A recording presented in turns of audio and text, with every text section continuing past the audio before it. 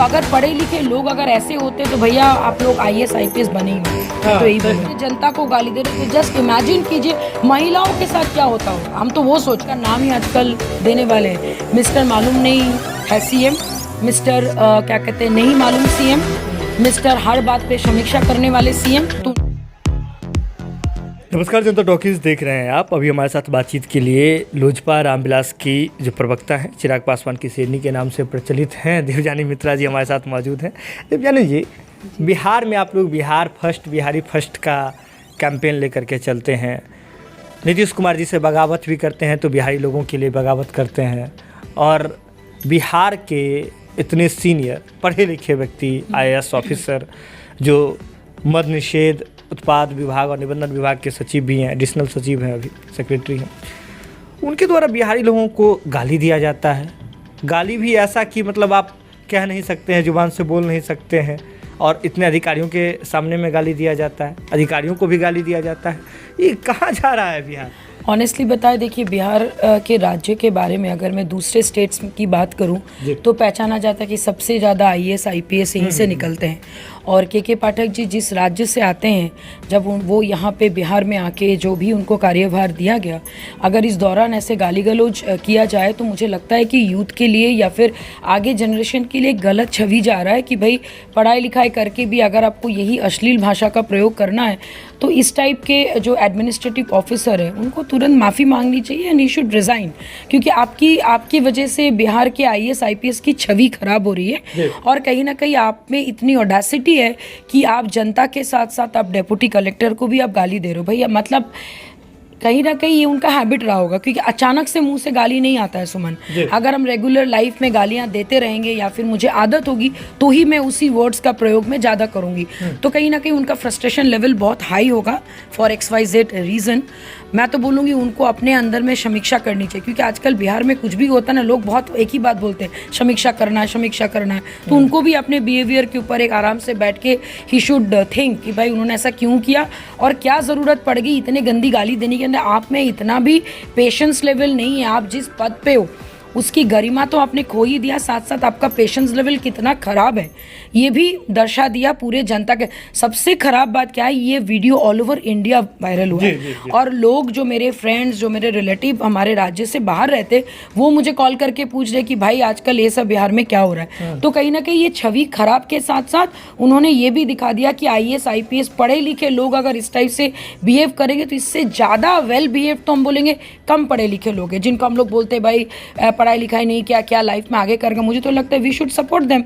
अगर आप पढ़ाई लिखाई करके एक ओहदे में जाने के बाद अगर आपको इतनी गंदी तरीके से आपको पेश आना होता है, आप यहाँ पे जनता को भी गाली दे देते हो, मैंने आपका पेशेंस लेवल इतना कम है, तो यही बेटर शुड रिजाइन। अगर पेन पेपर की उन्होंने वहाँ पे मतलब ये कहा ना, अरे सब लोग लिख के देना, तो जनता भी उनसे मांग रही कि भाई आप भी लिख के दो अपना रेजिग्नेशन, रिजाइन दे देना चाहिए। नीतीश कुमार जी समीक्षा कर रहे हैं, हर जगह समाधान यात्रा निकाल रहे हैं। भाई हमारे ऑनरेबल CM साहब को ना बजट के बारे में पता था। आई एम श्योर अगर आप उनसे ये सवाल भी करेंगे, बोले मालूम नहीं मुझे के पाठक जी ने ऐसा कुछ बोला है, तो उनका बात छोड़ दीजिए। हम तो कुछ दिन बाद लोगों से अगर आप सवाल करेंगे कि ऑनरेबल CM ऑफ बिहार कौन है, आधातर जनता यही बोलेंगे हमें मालूम ही नहीं, जैसे वो हमेशा बोलते हैं हमें मालूम नहीं। तो उनका तो वही आजकल हो गया, मालूम नहीं। जैसे मतलब हम लोग उनका नाम ही आजकल देने वाले हैं, मिस्टर मालूम नहीं है CM, मिस्टर क्या कहते हैं नहीं मालूम CM, मिस्टर हर बात पे समीक्षा करने वाले CM। तो उनकी छवि अभी वही हो रही है, मतलब 3-4 चीज में आकर के 3-4 शब्दों में। एग्जैक्टली। मैंने अगर आप उनसे कुछ भी सवाल कीजिएगा मालूम नहीं, मुझे पता नहीं, बस उन्होंने सिर्फ और सिर्फ अपना रिएक्शन दिया था खुशवा जी के ऊपर, क्योंकि उनका वो पर्सनल एजेंडा था। तो उनके पर्सनल सवाल करेंगे तो तुरंत उनको सब चीज़ पता होती है। अदरवाइज उन्होंने 3-4 जो उनके नवरत्न है, जो उनके हेल CM बोलने के लिए जो माने जाते हैं, वही लोग ये सारी बातें करते हैं। तो मिस्टर मालूम नहीं CM, हम लोग उनका वही अभी नाम देने वाले हैं। लेकिन बिहार के लोगों के विषय में जिस तरह की बातें कही जाती है और IAS अधिकारी, सीनियर IAS अधिकारी जिस तरह की बात करते हैं, तो कहीं ना कहीं बिहारी अस्मिता को तो ठेस पहुंचती है। डेफिनेटली ये हमारे कल्चर के, ये सिर्फ बिहार की नहीं, हमारे भारतीय संस्कृति में कहीं ऐसा नहीं है कि भाई आप इतना, अगर आपको इतना ही फ्रस्ट्रेशन है देन आपको अपने अंदर में वो चीज़ें कंट्रोल करनी चाहिए। कौन सी ऐसी आफत आ गई थी, सुबह आपने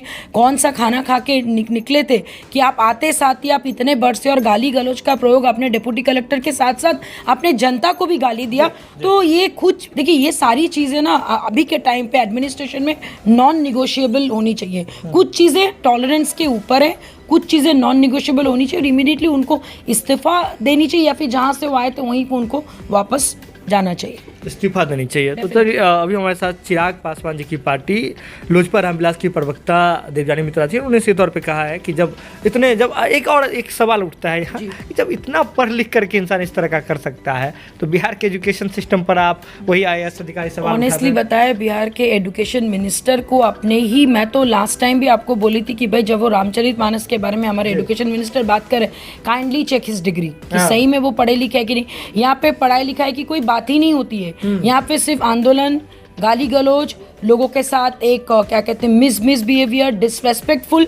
सोचिए, इमेजिन कीजिए अगर वो अपने अपने लोगों को गाली दे रहे, अपने जनता को गाली दे रहे, तो जस्ट इमेजिन कीजिए महिलाओं के साथ क्या होता होगा। हम तो वो सोच रहे हैं कि कितना डिसरेस्पेक्टफुलनेस हर एक महिलाओं को घर में, बाहर में, काम काज के जगह में फेस करना पड़ता होगा। और क्योंकि मैं 13 साल से सुमन इस जगह में हूँ, तो मैंने भी बहुत सारी ऐसी चीज़ें फेस की है। डिसरेस्पेक्टफुल वर्ड्स बोलिए या लोगों के अलग अलग भाषा बोलिए, तो ये कल्चर का पार्ट नहीं है।